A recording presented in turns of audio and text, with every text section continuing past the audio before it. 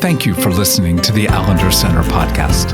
I'm Dr. Dan Allender. And I'm Rachael Clinton Chen. We're fiercely committed to providing hope and healing to a fragmented world. And restoration for the heart. Thank you for joining us. Let's get this conversation started.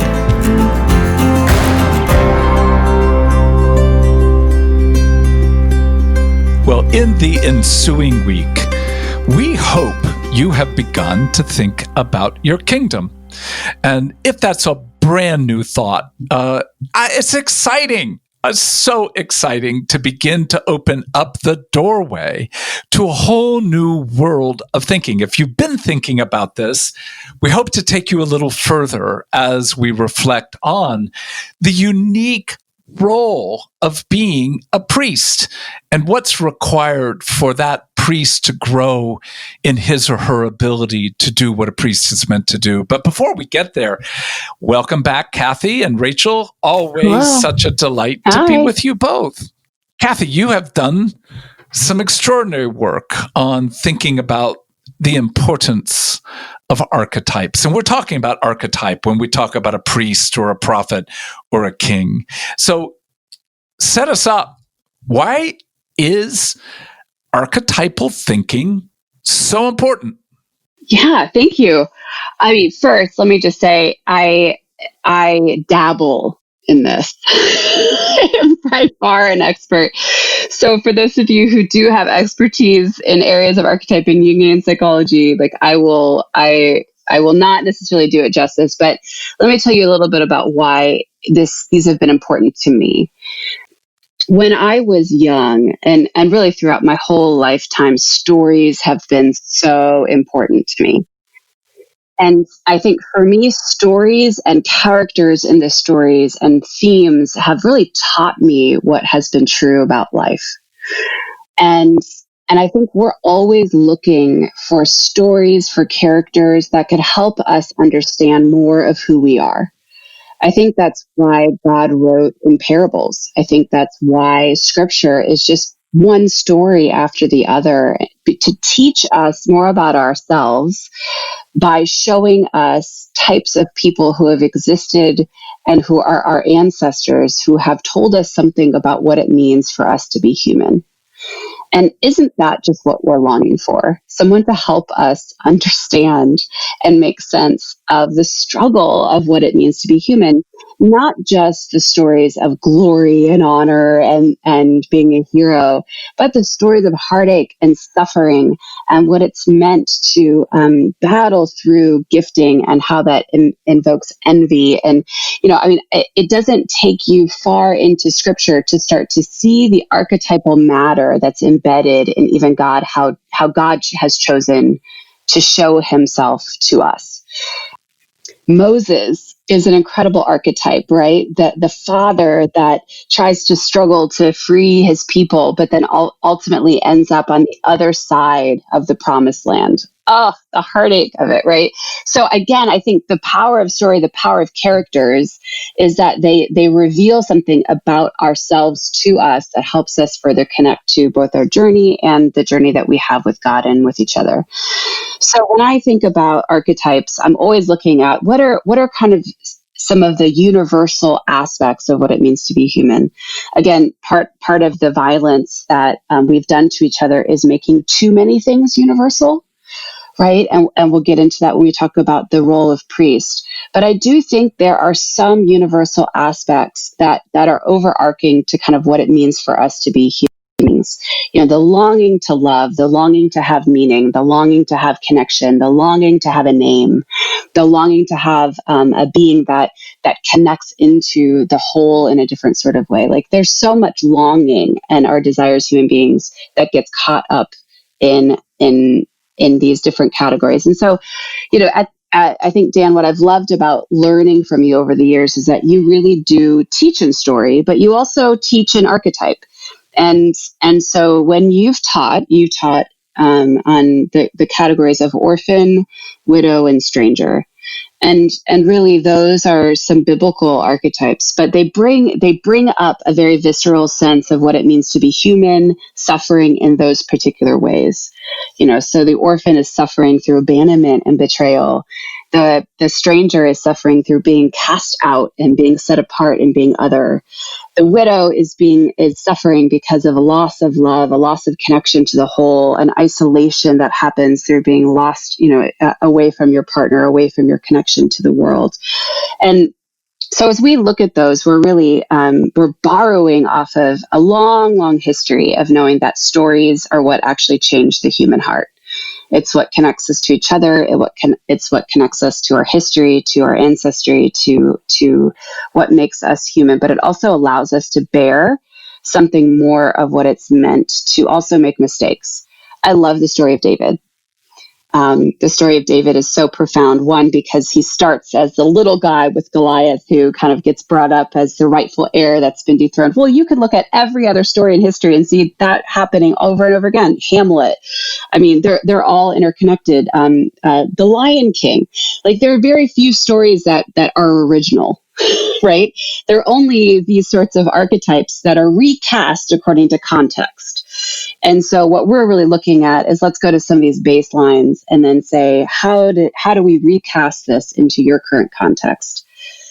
Well, and to me, the important linkage here is our trauma actually has the potential not only to be healed, but actually to propel us into how our character is meant to reveal the very goodness of God. We've talked about this many times before, but my suffering is meant to reveal something about the death of Jesus. The rescue of my life is meant to reveal something about the resurrection. And that gifts that I've been given is actually meant to reveal something about the power of Jesus sitting at the right hand of the Father. So we don't want people just to be so-called healed from trauma, though we do. We also want people to enter into trauma to see the character that you are grow in your ability to live out the kingdom. So as we mess with this, we're going to come back to this category that we see a relationship between the trauma of being an orphan and the calling of being a priest. So I'd love to hear both of you talk a bit about what you see to be the role of entering in the trauma of being an orphan. What does it mean to be an orphan? And how is that orphan transformed into becoming a gifted priest? So, Cathy, because you've been working on this for some time. So I think, again, when we talk about the category of orphan, we're really trying to help people be able to distill down specific experiences of their lives and then connect to something that's actually helpful. So again, at the Allender Center, we deal with trauma stories all the time, but the more we can help distill them down to themes, the more we're able to help more quickly. So as we've done this work around orphan, I mean, even as we say the word orphan, you immediately have categories that come up for you. You immediately have movies. You immediately have stories. You have feelings about it that resonate. Okay, and that bring you back. I just have to ask, because both of you have such beautiful voices. Can you just sing together one little bit of It's a Hard Knock Life? I mean, no. Okay. I'm like, if anyone could, it would be Cathy, because she's got the show themes down. Seriously, we have so little music on this podcast. I only do that for donors. Look, not okay. there could be donors who come from this podcast. That's true. Okay, fine. It's a hard knock life for us. Perfect. That's all I asked for. Right. Oh my goodness. Yeah. So yeah, again, you think of Orphan Annie, you think of Oliver, you think of different, you think of Simba from The Lion King, right? There are so many stories that immediately it brings you into other stories. And I think that is the power of story, right?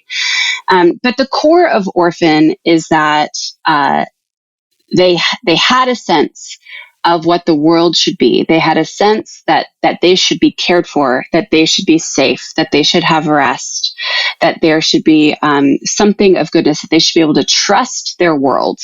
And that has been taken away. That can either happen through small things over time or large cataclysmic events, like actually losing parents, right? But there are ways that we live out orphan where we've been betrayed. Something of the world that we thought should make sense intuitively because our own sense of what the world should be like has been lost. And as children, that often happens, but we do not know what to do with those parts. Because as children, we are set up to be able to not turn on our parents, to not turn on our caregivers. We don't have the cognitive capacity to be able to make the distinction between what's happening to us versus what we're doing in the world. And so children take on the harm that happens to them and then says, it's my fault. So an orphan, their primary sense is something happened, I'm not being cared for, so now it's all up to me. I cannot trust anyone else in my world. I can only need what I can give myself. And the reality of the fullness of their story, the fullness of their suffering, they cannot bear. It's too much, so they fragment. They put it into pieces. They separate themselves out from their stories, and they only take in the small bits that they can actually control and make use of, and then survive. So the core places of orphan is, how do I need to shift in order to survive the fact that the world is not what I thought it was, and now I need to shift in order to be able to feel safe, even if it's my own making.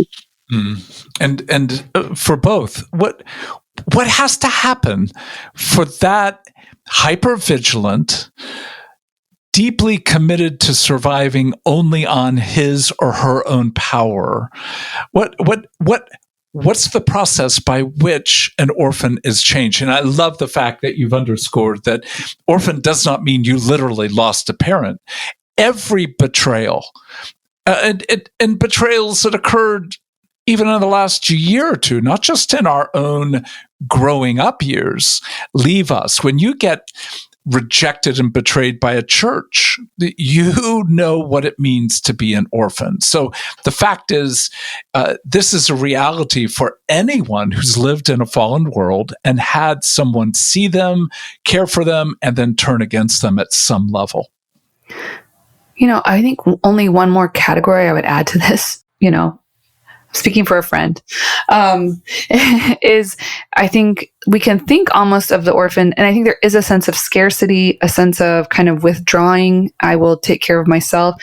But I also think with a lot of orphan wounding, there is in the hypervigilance, a hyper attunement to everyone else at the expense of yourself. And it's what Cathy's talking about, with that sense of, I can only need what I can give myself. So in some ways, really growing comfortable with deprivation, but becoming extravagant at providing for others what you most long for yourself, whether that's a sense of identity, a sense of home and sanctuary, a sense of attunement and nurture and care, and seeing someone and being able to name them well. So I think when we start to talk about what kind of transformation needs to happen, I'm actually going to let Cathy speak more to what kind of transformation needs to happen, but I do feel like you can start to make some of the connections to how an orphan who's experienced healing can actually be freed up and liberated to be a very good priest. Because I think in some ways, at least for my own healing, I thought I was a really good priest, but I was actually functioning more as an orphan, because there's something of needing to grow a capacity for honor and personhood and autonomy and trust, like a reconnection to community that actually enables you to really serve the people and to hold the complexity of like joy and sorrow, which is really, in some ways, what a priest gets to offer the community, the people. And so I would love to hear more, because it's hard sometimes to speak from your own experience. So I think I'd love to hear from you, Cathy or Dan. Like, when you think of what needs to happen, what's the transformation that comes maybe even, autobiographically from being in friendship with me. It's hilarious. It's also true. That's why it's really fun. Oh my gosh, yes. Yeah, I think, this is the thing about the connection between orphan and priest is oftentimes orphans are really devoid of their own story. Because what's happened to them is so painful, you can't actually take in the whole story. And so you lose sense of who you really are, what your true name is, because it's too potent, it's too overwhelming, it's too painful. And I think, when we talk about orphan, widow, and stranger, these are the core parts of how we survive trauma. We turn to these parts of ourselves to save us. And so I don't want to fault the orphan. Like, the orphan was what it was, and it needed to do what it needed to do in order to survive a situation that was too much for that little body to bear. Now, the problem is that as you get older, you cling to those ways of being in the world, and that actually keeps you an orphan, rather than actually allowing you to heal those parts and then be able to move into a place where you can actually connect to other people. So the orphan becomes a self-fulfilling prophecy in some ways. Because the more you're dedicated to what you can only give yourself, the less space there is for other people to care for you. So if we look at the priest, the role of the priest is really to tell the story of the whole community and help the community and the individual remember who they are and remember their name. If you are living out of an orphan, you are not going to be able to do that for the community. You may be able to try to do that for other people, but you're going to have a block because you're not able to do that for yourself, for your own story. And so as we talk, so the priest is vital for the healing of the orphan, right? And so, Rachael, you and I have had these moments together where your priest has spoken to me, and to be able to remind me of the places where I'm leaning far too into my own self-sufficiency, my own capacity to power up, my own capacity to lean out of community and to be self-sufficient. And you've asked me to come back to my name. You've asked me to come back to who I am. And your role as priest has been to remind me of both where there has been goodness and beauty, but also where there has been harm and heartache. Both are true. So a priest will call you back to gratitude and lament. And both are interwoven into the story of humanity. But the priest can hold both. And so I think what happens is that an orphan who is trying desperately, who has instincts towards a priest, but hasn't actually grieved their own story, will only want to remember the goodness. So a priest who still has a very active orphan will be the one that only wants to tell the good stories, only wants to tell the stories of, but look how far we've come, and look how great we are, and look how much we've accomplished, and yay, yay. And if you just believe in Jesus, then all things can go away, and then you're going to be redeemed, and the whole place will be redeemed. And so if you're not still feeling redeemed and whole, then there's something wrong with you. If that's happening in your own heart, if that's happening in your community, that's a priest that does not have a well-healed orphan. Because as the orphan heals, as the story is brought back to them, both the suffering and the beauty, then there's a wholeness, and the whole story can then come to bear. I think so much of how we have harmed cultures and have harmed people groups is that we have decided that we are the ones who get to own the story, and we tell it our way, rather than actually listening to the heartache and the reality of what other people have suffered. And I think part of the priest's role is to allow the full history to come to bear. And the priest is not afraid of the places of heartache. A priest, you were saying in the last podcast, Rachael, about the idea of being a midwife. I think a priest's role is to hold the tension, the agony of bearing suffering, and allow it to come to fruition. Ask people to breathe through it. Create rituals where they can bear their own agony and sorrow in a way that actually brings them to deep grief. Because the core part for an orphan is safety to grieve and safety to feel rest. And the priest is the part of them that does that. So, Rachael, what's it like to have been a priest to this particular queen? You know, I think anytime you're in the presence of someone whose primary gifting is in king, queen, there's going to be sometimes a movement out of a really good place, I think, to want to bring order, to kind of build the kingdom, but not always with a capacity to pause and to let the kind of fullness of the rhythms that are also grounding and holding the community to be present and to bring that kind of flourishing. And so I think working with you, Cathy, in some ways, it's what's interesting about talking about these is because we bear all of these wounds. It's not like some people only have orphan wounds and some people only have widow wounds and some people only have stranger wounds. Like we have a familiarity with all of them. So to be a priest interacting with someone who is growing, like whose orphan hasn't actually been very tended to, in some ways off limits, I feel like a lot of times it's a calling back, one, reminding us of the full story and letting us bear the terror of it. I think as a queen, having to bear the terror of like, maybe there's more to the story than what I hold on to feel like we're going to be okay.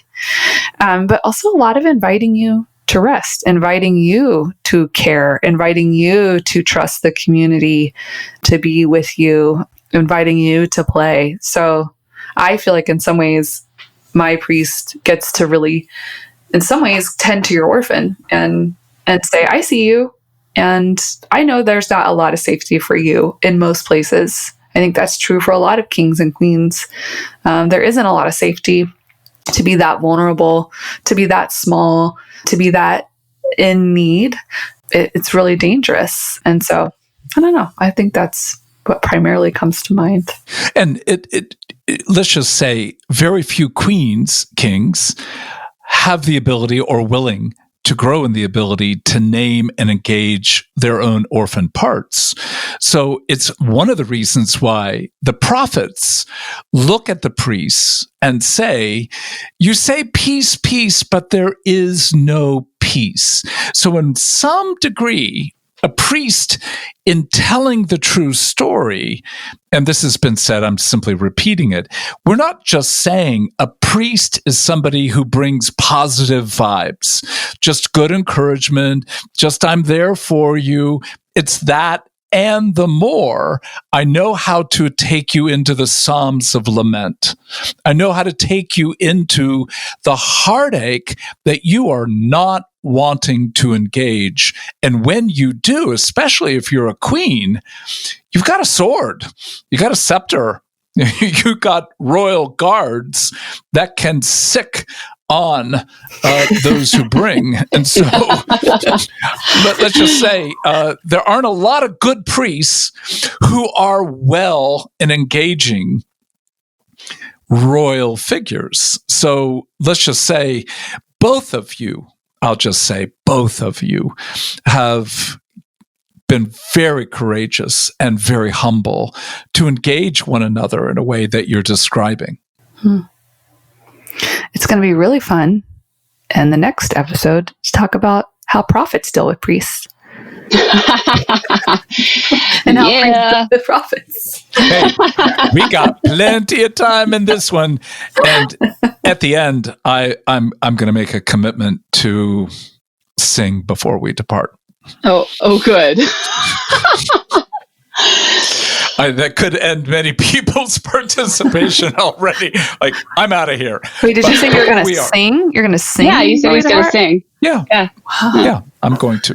Wow. If Cathy was willing to do so, I will utter a few bars. Appreciate that, Dan. Let me go back to this category of the ability to hold tension as a priest. Because the priest is able to sing the psalms of praise and to make a fairly elegant move to singing the psalms of lament, but as well the psalms of thanksgiving, what's often referred to again as psalms of orientation, disorientation, reorientation. And Rachael, you've been one of those people in our midst that's been able to hold so much tension to not just offer blessing, but blessing in lament and blessing through thanksgiving. What has it cost you, and how have you come to be a woman who can hold that kind of tension? Well, I think it's back to when Cathy was talking about orphans fragment, because I think in some ways the terror and the loneliness and the scarcity feels so real. And so I think a lot of time taking the risk to be met in my own stories, to bear the tension of my own stories, which actually have tremendous capacity for thanksgiving, tremendous capacity for thank you, Jesus, and tremendous capacity for lament, like all together, and oftentimes very wound up. And so, it's hard to talk about these realities without talking about the body, because I think the priest is so embodied in the sense of like, it's a very sensual, close to the dirt kind of vocation or office, because you are creating the rituals, you're mining the details, and that the details matter. And I think to be a midwife in some ways is to bear the suffering. So to let your body, part of attunement is letting your body suffer kind of the experience of the whole. And, not that I've always done that well, but I think there have been many times when I have felt insane in my body, and to have to do the work to say, okay, Spirit, what are you actually trying to show me that might be mine, but actually might be about something bigger? And I need to try to find language. I need to try to find names. I need to try to help us identify not only what the story has been, what the story will be, but where in the heck are we right now?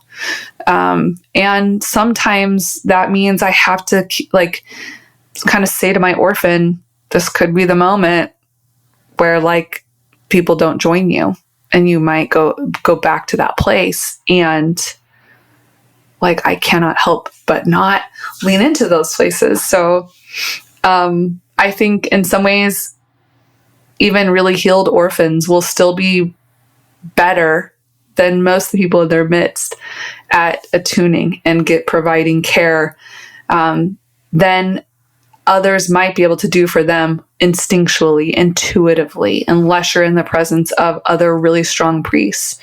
And so to be able to give and to take the risks to say, I know you may not be able to do this in the way my heart would most long for you to, but I still want to give you an opportunity to love me, and to not cut off or reject care because maybe I have to ask for it, or maybe I have to say, here's some ways that could be helpful. So I in some ways it's to bear stories and to be a storyteller is such a profound privilege, because it's also a part of identifying yourself too. So I think when these wounded parts of us experience healing, they give us back parts of ourselves as we live into these ways of being in the midst of the kingdom that we're called to. It is there is a restoration that happens, like a mutuality and a giving back as you give, a giving back that just brings even more integration and more healing. So I think for sure, when we live into these places, it's incredibly costly. It's terrifying. We're stepping into reenactments all the time. And it's so healing when you're in the midst of a good community, broken and incredibly beautiful. But I'd say faithful, like a faithful community. Well, it's the word attunement that I want us to underscore before we depart, that the betrayal that brought you to be an orphan was at least foundationally that you weren't seen, you weren't named, you were not given delight in the way that you were meant. And so often there is a deep ferocity of desire to give to others what you have lacked, And that's often why there is this orphan priest, because you're offering to others what you have not received. And so what it means for you to begin to see this transformative work is, will you let someone see your story?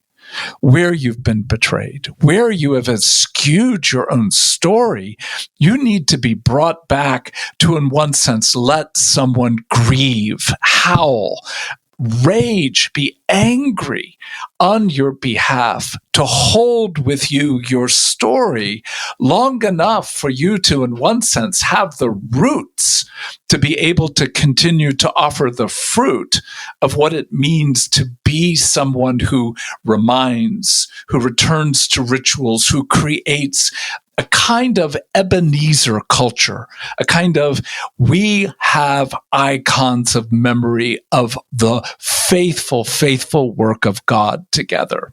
So that is a sweet gift of being able to say, may you as an orphan let others and let your own heart tend to that betrayal. And we don't know entirely how it happens, but somehow through the Spirit of God, there is this movement to becoming more and more the priest you were meant to be. All right.